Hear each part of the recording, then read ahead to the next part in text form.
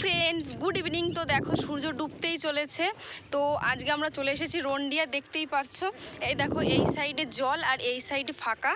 তো এইখানে যে সময় আর কি বন্যা হয়, আমাদের দামোদর নদীতে যে সময় আর কি ফুল আর কি জল হয়, তখন এটা তো ওপর দিয়ে জল যায়। এটা হচ্ছে রন্ডিয়া ডিভিসি, আসল জল আসে হচ্ছে গিয়ে দুর্গাপুর ব্যারেজ থেকে।